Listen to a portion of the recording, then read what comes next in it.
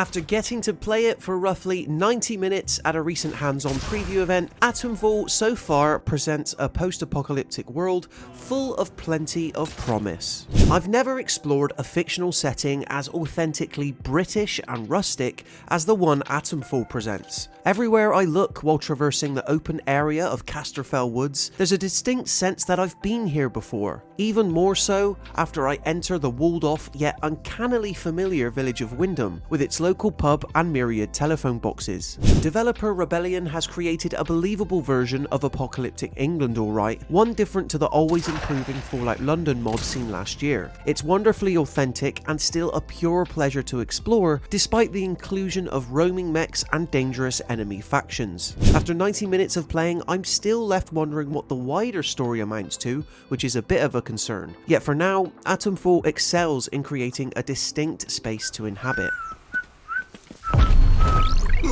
Set in a version of 1960s England where the real-life wind-scale nuclear disaster has resulted in much of the country being eradicated and turned into radioactive zones, there's no denying it shares a slight contextual resemblance to Bethesda's Fallout series. As mentioned earlier, however, many of the sites I come across in my short hands-on preview are delightful and rather picturesque to look at, as opposed to, say, Fallout 3's interpretation of Washington, which tended to be consistently bleak and depressing. Rebellion has clearly made the decision to have this be a beautiful rendition of the apocalypse, where humanity isn't just surviving, but in some instances thriving. A lot of my demo has me roaming through these tightly contained but surprisingly detailed naturalistic biomes, foraging for scrap, ammunition and food in a way that feels satisfying. Absolutely every outhouse and abandoned building I come across has at least something of value I can use to get closer to my goal of meeting up with other survivors, in many ways making exploration its own reward. Where Atomfall differs from its competitors, however, is in how there really isn't a main story path to follow, as it's only by finding notes and listening to radio diaries that you can pick up leads which are added to your mission list, at which point it's my choice which ones to pursue over others. This unrestricted sense of freedom is no doubt refreshing, but it did leave me a little worried at points as to how much progress I was actually making, with whatever my ultimate objective is. This is the second time I've had a chance to play Atomfall now, following a similar demo at last year's Gamescom, and the lack of a true narrative hook still not being made evident is frustrating. The good news is, for as annoying as having no sense about my character or what their motives are is currently, the world is at least populated by plenty of micro stories to sniff out. One of the most intriguing in my demo saw me find a key to a bakery, at which point I was introduced to the owner, who wanted me to rescue her infected husband upstairs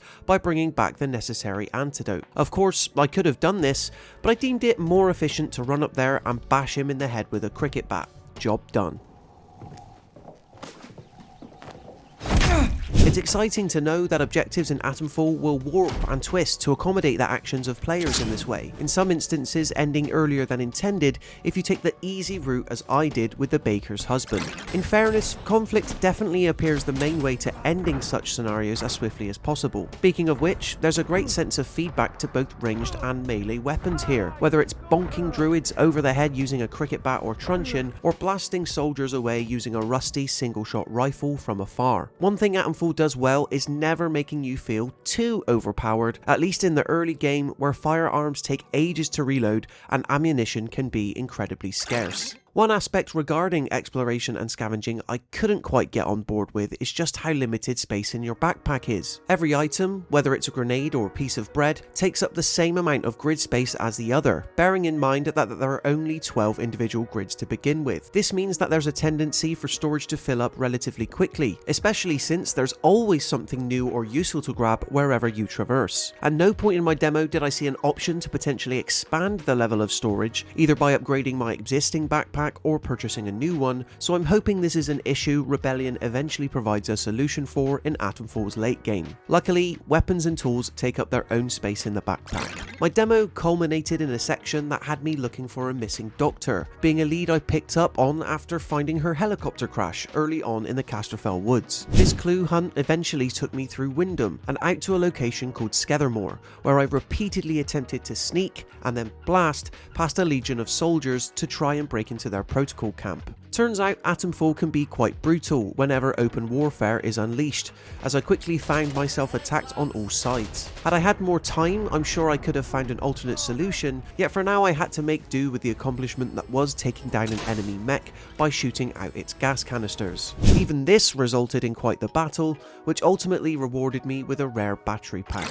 So far, from what I've played, Atomfall has the makings of an intriguing and undeniably beautiful survival RPG, primed to scratch that British Fallout itch so many players and pundits have caught onto. I'm curious to dig deeper into this version of post-apocalyptic Britain, not least because there seems to be various paths and routes to move through it, with not one in particular being considered the right way. I do have serious concerns about just how much of a backseat the main story seems to be taking though. I'm hoping it's a result of where both Atomfall demos have dropped me into. In any case, it's refreshing to see a developer like Rebellion stretch its legs by moving into a totally different genre and entirely original IP.